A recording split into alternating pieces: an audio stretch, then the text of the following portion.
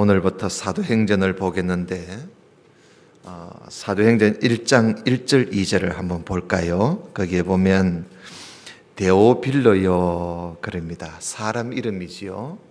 아주 높은 자리에 있는 사람입니다. 데오빌로여, 내가 먼저 선거에는 무릇 예수의 행하시며 가르치시기를 시작하신부터 그의 택하신 사도들에게 성령으로 명하시고 성천하신 날까지의 일을 기록하였노라. 그래 되어 있죠. 여기 1절에 보면 내가 먼저 섰다 그러죠. 내가 하는 말은 누구를 가리키느냐 하면 바로 이 사도행전을 기록한 자기 자신을 두고 하는 말이겠죠. 그가 누구냐 하면 바로 누가복음을 기록한 누가라는 사람입니다. 그러니까 이 사람이 누가복음도 기록하고 그리고 또 사도행전도 기록했다 하는 걸 알 수가 있겠지요. 여러분, 이 누가는요, 예수님의 제자가 12명이지요. 그런데 예수님의 12명의 제자 속에 속해 있지 않습니다. 누가는 예수님의 제자가 아니에요. 그리고 이 사람은요, 유대인도 아닙니다. 유대인도 아니야. 여러분, 우리 성경이 이래 한 권이지만 이 안에는 성경이 66권이 있어요. 66권. 구약이 39권, 신약이 27권. 그런데 그 66권 중에서 다 유대인이 기록했어요. 다 유대인이 기록했는데 딱 두 권만 유대인이 아닌 사람이 기록했어요. 유대인이 아닌 사람을 이방인이라 그러지요. 이방인이 딱 두 권을 기록했는데 그게 누가복음하고 사도행전입니다. 근데 그 두 권을 쓴 사람이 딱 한 사람이에요. 누가가 썼어요. 누가가. 그러니까 다 유대인인데 오직 유일하게 한 사람만 이방인인 이 누가가 성경을 두 권이나 썼다는 거지요. 대단한 인물이지요. 이것만 들어도 누가가 참 대단한 사람이구나 하는 걸 알 수가 있습니다. 수리아 안디옥 출신이에요. 수리아 안디옥 출신인데 이 사람이 예수님이 복음을 전하실 때는 예수님 곁에 없었어요. 없었다가 나중에 사도 바울이 선교 여행을 1차, 2차, 3차 이 선교 여행을 다녔거든요. 그 사도 바울이 두 번째 선교 여행을 하고 있을 때 터키의 드로아라는 곳에서 이 누가가 바울을 만났어요. 그때부터 이 사람이 바울의 동역자가 됩니다. 바울의 선교를 돕는 사람이 돼요. 근데 이 사람이 할 짓 없는 사람이냐? 아주 바쁜 사람이에요. 이 사람의 직업이요, 의사입니다. 의사가 바울을 만나고 바울을 통해서 예수님을 알고 복음을 전할 열정이 생기고부터는 이 의사의 일을 그가 바울을 위해서 의사의 일을 합니다. 그러니까 바울의 주치의가 되는 거예요. 그래서 이 바울이 참 선교하는 일에 이 누가가, 의사인 누가가 그 의사로서 그 선교를 돕는 거예요. 하나님이 자기에게 주신 그 의수를 선교하는 일에 완전히 서는 거예요. 참 대단한 인물이지요. 그래서 바울은 이 누가를 보고 사랑받는 의사 누가라 그렇게 해요. 사랑을 받는 사람이다. 사랑을 받고 말고지. 이 정도면 뭐 사람들한테 사랑을 받고도 남지요. 그리고 또 바울은 이 누가를 보고 나의 동역자다. 나와 함께 선교의 일을 하는 사람이다. 그렇게 바울이 그를 그렇게 인정을 했어요. 근데 이 사람이 더 놀라운 것은요, 바울이 목이 탁 베어서 순교를 했지요. 바울이 목이 탁 네로 황제한테 목이 잘려서 순교를 했어요. 근데 바울이 순교하는 그 자리까지 다른 제자들은요, 다른 사람들은 다 도망갔어요. 다 도망가고 흩어지고 했는데 오직 바울 곁에 끝까지 순교하는 자리까지 지킨 사람이 누가입니다. 누가. 여러분, 얼마나 귀한 사람입니까? 이런 귀한 사람이 누가복음을 기록하고요, 그리고 누가복음의 제2편, 속편이라 그러죠. 제2편으로 사도행전을 기록을 했어요. 그러니까 누가복음, 사도행전까지 합치면 상당히 두꺼운 책이지요. 사도 바울의 동역자로 함께 선교 여행을 하면서도 이 사람은요, 시간만 있으면 특히 이 바울이요, 가이사라 감옥에서 갇힌 적이 있어요. 한 2년 동안 갇힙니다. 그 2년 동안 로마 감옥에 갇히기 전에 가이사라 감옥에서 한 2년 동안 예루살렘 근처거든요. 거기서 한 2년 동안 갇혀 있을 동안에 이 누가가요, 자기가 돕는 선생인 바울 선생이 옥에 갇히니까 자기 혼자 할 일이 없잖아요. 할 일 없을 때 이 누가가 저 멀리 휴가를 간 게 아니고요, 이 누가가 보따리를 사들고 예수님의 행적을 찾아서 예루살렘, 갈릴리, 사마리아, 예수님이 복음을 전하시고 다니신 곳은요, 사사치 이 누가가 찾아다니면서 그 당시 사람을 만나보고, 또 예수님이 여기 갔다면 거기도 가보고, 예수님이 뭘 만졌다 하면 자기도 만져보고, 이렇게 예수님의 행적을 다 뒤지고 살펴보고 체험하고 경험하고 조사하고 그렇게 했어요.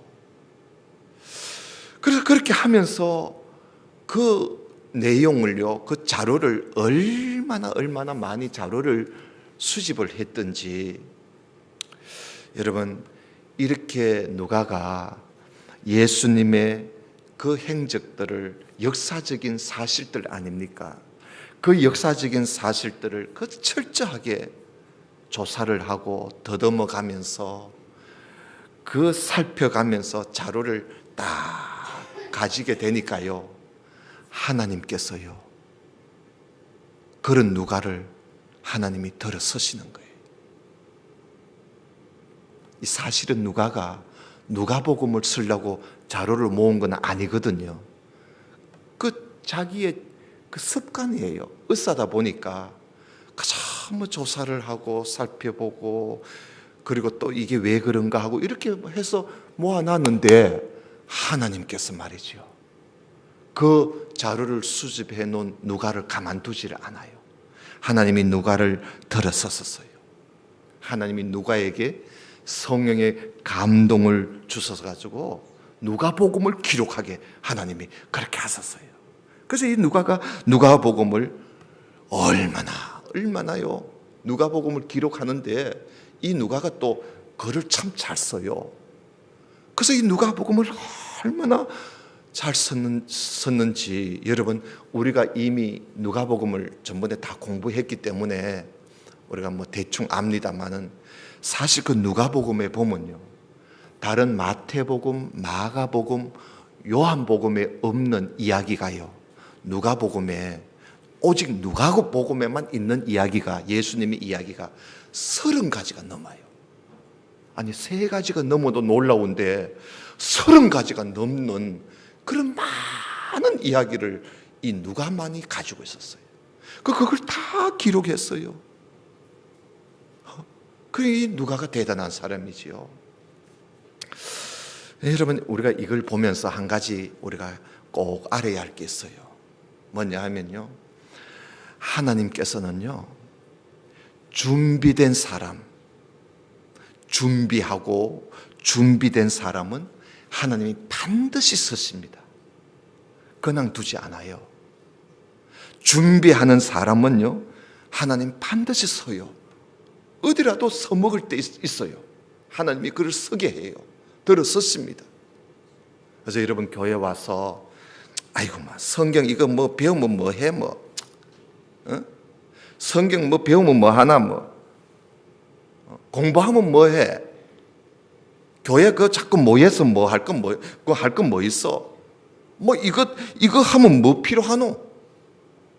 여러분 그렇게 하면서 여러분 무슨 일이든지 준비도 없고 애착도 없고 그리고 배우려고도 하지 않고 들으려고도 귀담아 들으려고도 하지 않고 읽어보려고도 하지 않으면요, 하나님은 그런 사람 절대 안 씁니다. 하나님 그런 사람 절대 안 써요. 그래 뭐 네가 하기 싫은 거 뭐 나도 뭐 안 할란다 하고 하나님이 그런 사람 절대 쓰지 않습니다. 쓰지 않아요. 하나님이 쓰시고 싶어도요, 뭐 어떻게 쓰실 수가 없잖아요. 뭐 준비가 돼 있나, 뭐 들은 게 있나, 배운 게 있나, 뭐 애착이 있나, 열성이 있나. 하나님이 들어서고 싶어도 못 들어섰어요. 여러분 나이가 우리가 자꾸 들고요, 내 나이가 들고 몸이 늙어간다 할지라도요, 한자라도 성경 말씀 한자라도 배우려고 하고 들으려고 하고 그렇게 하면요, 하나님이요 어떤 형편에서든지 그를 반드시 썼습니다. 반드시 썼어요. 그래서 우리가요 그런 사람들요 체험을 해요. 어느 정도 일이 지나가고 나면 깨닫게 돼요. 아, 하나님께서 나에게 이런 걸 하게 하시려고 하나님이 나를 그렇게 듣게 하셨구나. 아, 하나님께서 나를 이렇게 쓰시려고 하나님이 나를 그걸 배우게 하셨구나. 하나님이 이걸 이렇게 쓰시려고 하나님이 나를 그렇게 기도하게 만들었었구나. 여러분 지나가고 나면요, 준비되어 있는 사람은요, 나중 지나가고 나면 그걸 깨닫게 돼요. 아, 그렇구나. 그걸 깨닫게 돼요. 그러니까 여러분 우리가 평소에 준비를 많이 해야 돼요. 기도로 준비하고 말씀을 준비하고. 여러분 얼마나 중요한지 몰라요. 여러분 기도 훈련도 자꾸 기도를 해봐야 돼요. 하면은 하나님께서 나에게 이런 형편에 있을 때 나를 기도하게 하시려고 하나님이 나를 기도 훈련 시켰구나. 그거 알게 되는 거예요.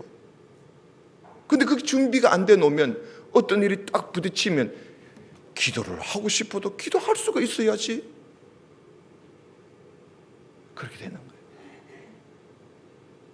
여러분 앞에서 이 예배 시간에 이 공중기도라 그러지요. 기도 인도를 하실 때 여러분 기도 준비를 미리 하세요. 종이에 적는 게 제일 좋아요. 여러분 종이에 자기 기도를 내가 오늘 다음 시간에 예배 시간에 내가 기도할 걸 내가 한번 적어봐야지 하고 한번 적어보세요. 적어보면요 은혜가요 절로 됩니다. 여러분 안 해봐서 그렇지요. 한번 해봐요. 내가 하나님 앞에 뭘 기도할까 한번 적어보세요. 적으면서 은혜가 된다니까요. 그러면요 여러분 사실 설교는요, 저도 이 설교 준비를 하지만 전 설교 준비를 참 성실하게 하려고 애를 많이 씁니다. 원고 그대로 저는 써요. 근데 여러분들한테 설교하려고. 그래서 설교를 준비하면서 아이고 이 이야기는 나중에 하자. 이 이야기는 오늘 꼭 해야 되겠다. 이런 걸 가지고요 또 사전도 찾아보고 이 책도 저 책도 찾아보고 그래서 여러분들에게 조금이라도 쉽게 설교를 이해하게 하려고 준비를 많이 하거든요. 근데요 저보다 더 힘드는 사람은 아마 이 기도 인도하는 사람이 더 힘들 거예요. 왜냐하면 그 사람은요, 하나님 앞에 내가 기도를 준비해서 하나님 앞에 해야 되거든, 해야 할 기도거든요. 그게 저는 사람들한테 하면 돼요. 근데 기도 인도하는 사람은 하나님께 해야 되기 때문에 이건 하나님이 들을 수 있도록 해야 되거든요. 하나님이 듣고 그래 너 줘야 되겠다 하고 하나님을 감동시킬 수 있는 기도를 해야 하니까 기도 준비를 얼마나 힘들겠어요. 정말 설교 준비하는 사람보다 더 힘들게 준비해야 돼요. 저는 여러분들이 감동하도록 준비하면 돼요. 오늘 목사님 설교 참 은혜 받았다, 이런 마음에 있도록 저는 준비하면 되거든요. 근데 기도하는 사람은 하나님의 마음을 움직이도록 기도를 준비해야 되니까 여러분 얼마나 힘들겠어요? 아마 저보다 더 힘들 거예요. 그렇게 기도 준비해야 돼요. 이게 얼마나, 사람들 들으라고 우리 기도하는 거 아니잖아요. 하나님 들으라고 기도하는 거예요. 하나님 들으라고. 여러분, 우리가 준비해 놓으면요, 하나님께서 반드시 쓰십니다. 반드시 쓰세요. 그런데 여러분, 이 시대에요, 우리가 살고 있는 시대에 준비된 사람이 없으면요, 어떻게 될까? 하나님이 아무 일도 못 하십니다. 만약에 우리 교회의 성도들이 아무 준비가 되어 있지 않으면 우리는 그저 허송세월만 보낼 거예요. 왜냐하면 하나님이 서고 싶어도 준비가 된 사람이 없으니까. 하나님이 우리에게 뭘 하고 싶어도요, 준비가 안 되어 있으니 하나님 뭘 하시겠어요? 우리 준비합시다. 누가는 준비에 철저한 사람, 하나님이 그런 사람을 썼어요. 여러분, 1절은요 바로 누가가 자기가 쓴 누가복음의 내용을 지금 말하고 있는 겁니다. 자기가 먼저 쓴 걸, 누가복음에는 예수님의 행하시며 가르치시기를 시작하신부터 그의 택하신 사도들에게 성령으로 명하시고 성천하신 날까지의 일을 누가복음에 기록했다는 거예요. 그리고 사도행전은요, 이제 그 이후의 일부터 기록된 겁니다. 그 이후의 일부터. 여러분 3절을 한번 봐요. 해 받으신 후에 또한 저희에게 확실한 많은 증거로 친히 사심을 나타내사 40일 동안 저희에게 보이시며 하나님 나라의 일을 말씀하시니라. 이 사도행전이 여기서부터 시작되는 거예요. 해 받으신다는 말은 예수님 십자가에 죽으셨다는 걸 말합니다. 예수님께서 십자가에 죽으시고 난 이후의 이야기가 사도행전에 이제 나오는 거예요. 예수님께서 십자가에 못 박혀서 죽으시고 사흘 만에 살아나시지 않았습니까? 살아나신 예수님은요 40일 동안 이 땅에 살아 계셨어요. 40일 동안 이 땅에 계셨어요. 부활하신 예수님이 40일 동안 세상 사람들과 함께 같이 지냈단 말이에요. 예수님께서는 이 40일 동안 이 땅에 계시면서 자기가 죽었다가 살아났다는 것을 사람들한테 친히 자기 몸을 보여주면서 내가 살아났다고 그렇게 증거를 하시게 된 겁니다. 여러분 고린도전서 15장에 보면요, 예수님이 그 사흘 만에 살아나서 가지고 제일 먼저 이 게바 베드로에게 자기를 보여주시고, 그리고 12제자에게 또 자기를 보여주시고, 그리고 또 어떤 때는요 500명이나 모여있는 많은 사람이 모여있는 곳에 예수님이 가셔서 내가 살아났다 하고 예수님이 보여주셨다고 그렇게 기록되어 있어요. 누가복음 15장에. 그 예수님께서 이 부활하신 예수님께서 40일 동안 이 땅에 계시면서 그 3절에 보니까 뭘 하셨느냐, 하나님 나라의 일을 말씀하셨다고 그렇게 기록되어 있지요. 40일 동안 뭐 하셨는가? 여기저기 다니면서 내가 살아난 걸 보여주면서 하나님 나라의 일을 말씀했다는 거예요. 여러분 하나님 나라의 일이 뭘까요? 하나님 나라의 일, 천국의 일이 뭘까요? 여러분, 일찍이 예수님께서요 말씀을 가르치실 때에 그 사람들이요 예수님한테 와서 자꾸 이 오병이의 기적을 맛보아 놓으니까 뭐 먹는 양식만 자꾸 얻으러 먹으러 온 거예요. 그래서 예수님이 그 사람들 보고 너희들 말이야 결국은 썩고 많은 이 썩는 양식을 위해서 너희들 일하지 말고 좀 영원한 생명, 영생하도록 있는 양식을 위해서 일 좀 해라. 예수님이 그렇게 말씀하셨어요. 그러니까 이 사람들이 예? 그러면 우리가 어떻게 해야 하나님의 일을 할 수 있습니까? 뭐 일을 하라 이러니까 우리가 어떻게 하여야 하나님의 일을 할 수 있습니까? 하고 물었어요. 그랬을 때 예수님께서 말씀하시기를 하나님의 일은 다른 거 아닙니다. 하나님의 일은 하나님이 보내신 자, 예수님이지요. 하나님이 보내신 자를 믿는 것이 하나님의 일이다. 그랬어요. 그러면 하나님 나라의 일이 뭘까요? 하나님 나라의 일은 곧 하나님이 보내신 예수 그리스도를 믿는 것. 여러분, 그것이 하나님 나라의 일이에요. 영원한 생명을 위해서 예수 그리스도를 믿는 것, 이것이 하나님 나라의 일이란 말이에요. 40일 동안 계시면서 사람들에게 자기가 살아나신 것을 친히 보여주면서 사람들한테 예수님을 믿게 했던 것이요. 예수님을 믿기도록. 그게 하나님 나라의 일이니까 나를 믿어라, 나를 믿으라고 예수님이 그 말씀을 하고 다니신 겁니다.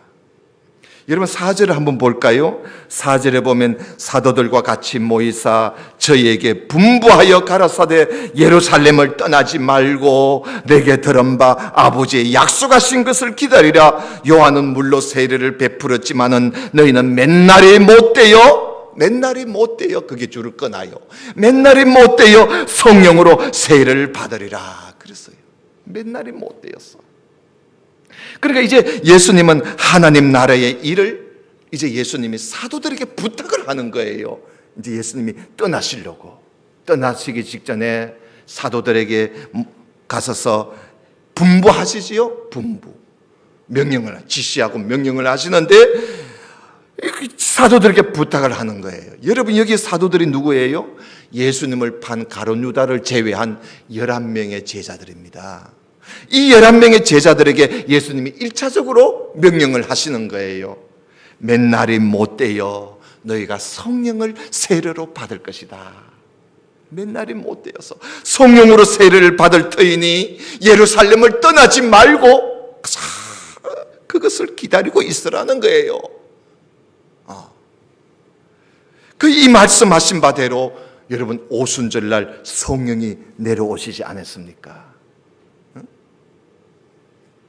예수님께서요 십자가에 못 박히신 날을, 그 절기가 유월절이지요.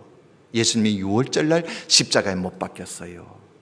유월절 그 다음 날부터 시작해서 7주가 지나 그 다음 날이 오순절이에요. 그러니까 77이 49잖아요. 49와 그리고 그 다음 날이니까 50일째 되는 날. 그러니까 6월절이 지나 그 다음 날부터 50일째 되는 날이 오순절이에요. 오순절. 그날에 성령이 내려오셨거든요. 자, 그러면 예수님께서요 6월절 날 십자가에 못 박혔어요.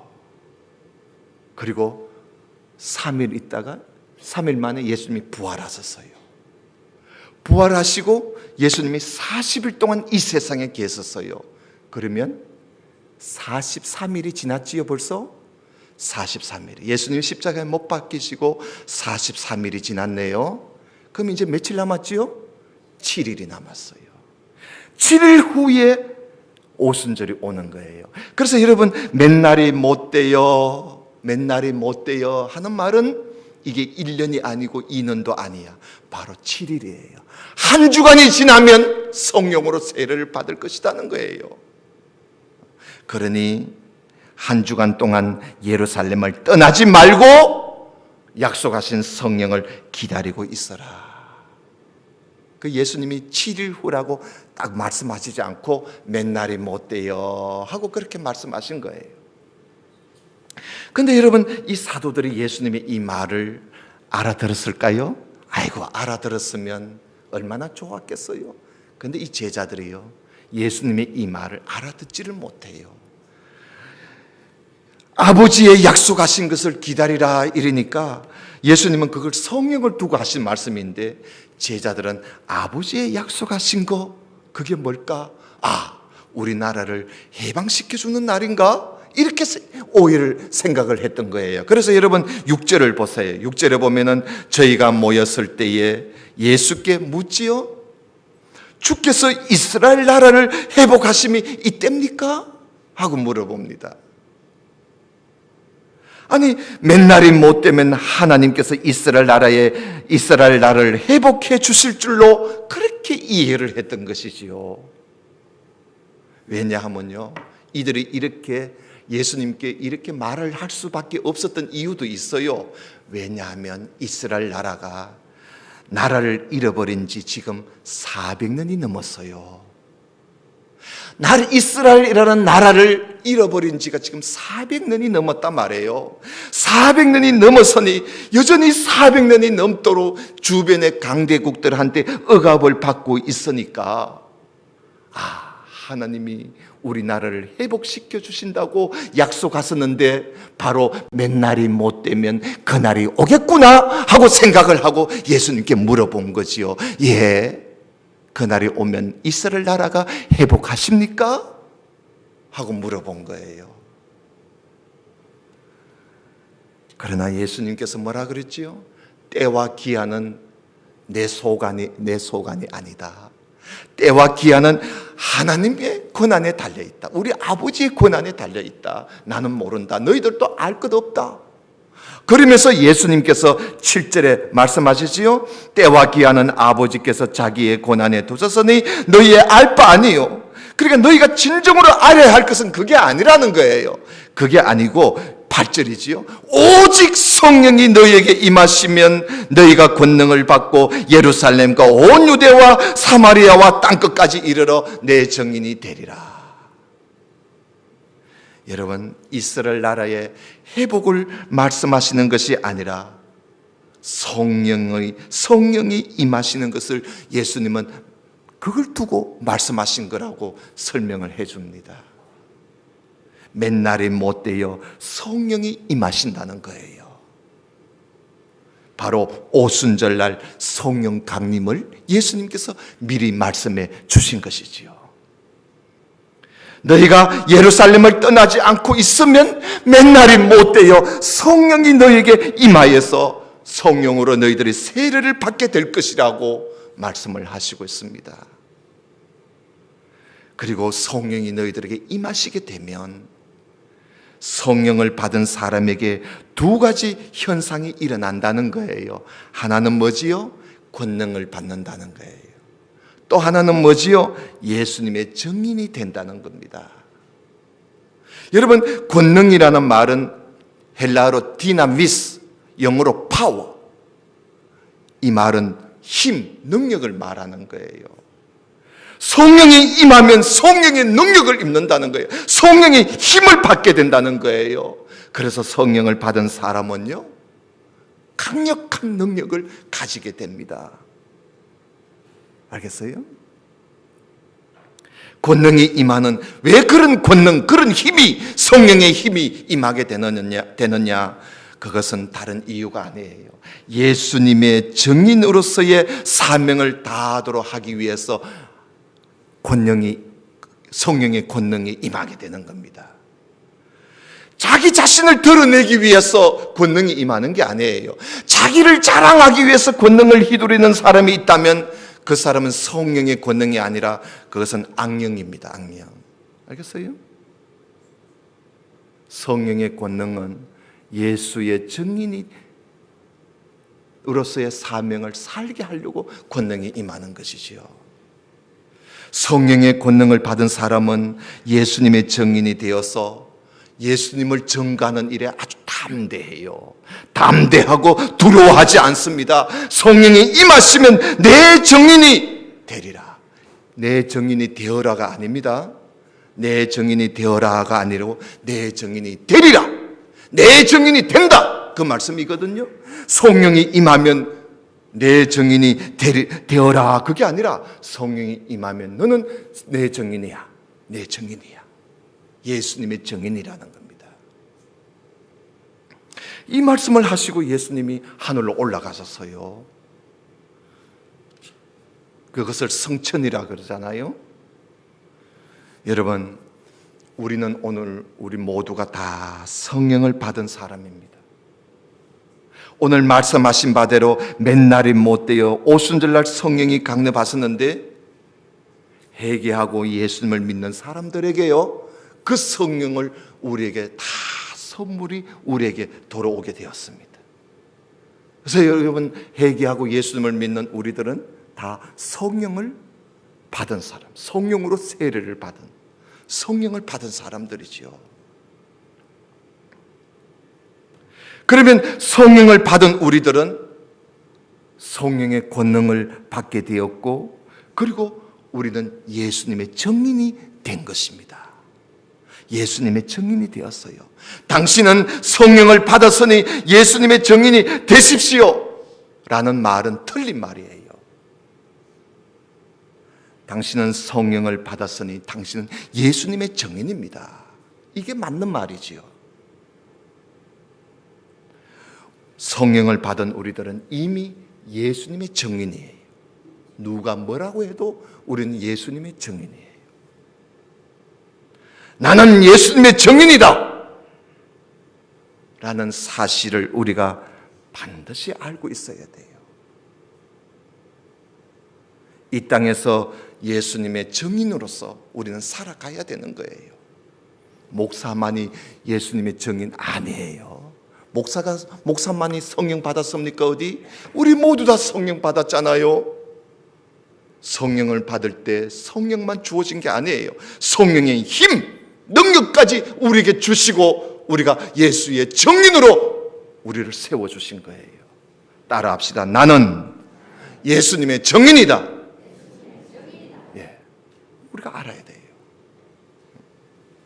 그래서 모든 일에 예수님의 증인으로서 예수님을 전하고 예수님을 나타내고, 우리가 뭘 하더라도 자기를 드러내지 말고요, 예수님이더라. 우리가 앉았다가 일어나면 내 앉았던 자리에 예수님의 향기가 피어나야 돼요. 응? 우리가 어딜 가서도 내가 가는 곳에 예수님이 보여지도록 우리가 그렇게 살아야 돼요. 사람들이 모인 곳에서 여기 지금 예수가 왔나? 예수님이 왔나? 할 정도로 우리가 예수님을 보여줘야 돼요. 왜? 내가 예수님의 증인이니까. 우리는 예수님을 전하는 증인이요, 향기요, 편지예요. 누가 나를 보면 예수를 볼 수 있어야 돼요. 왜? 나는 성령을 받은 사람. 여러분, 이 일에 절대로 여러분 여기 소침했지 마세요. 두려워하지 마세요. 우리는 권능을 받은 사람들이에요. 담대하게 두려워하지 말고 어딜 갔어라도 나는 예수 증인이야 하고 우리가 살게 되면요, 여러분, 성령의 권능 앞에 마귀도요 얼씬도 못해. 어이구 뭐 겁나라 하고 마귀도 얼씬하지 못하고 도망갑니다. 우리는 성령의 권능을 받은 사람들인데 왜 두려워합니까? 왜 부끄러워합니까? 담대하게 예수님의 증인, 나 예수의 증인이야, 담대하게 우리가 생활하면요, 마귀가 떠나갑니다. 얼씬도 못합니다. 그런 확신, 성령 받은 사람들이에요. 내 증인이 되리라. 우리 모두 다 예수님의 증인으로서 살아갈 수 있기를 주님의 이름으로 축원합니다. 우리 기도드립시다. 하나님 아버지, 감사합니다. 오늘 주신 말씀을 우리가 함께 보면서 우리가 이 세상에 살 때 나는 예수 그리스도의 증인이라 하는 사실을 명심하고 어딜 가서도 성령의 권능을 힘입어 예수의 증인으로서의 삶을 살아갈 수 있도록 은혜를 베풀어 주옵시고 더욱더 성령의 충만함으로 우리를 무장시켜 주시옵소서. 예수님 이름으로 기도드리옵나이다. 아멘. 축도합니다.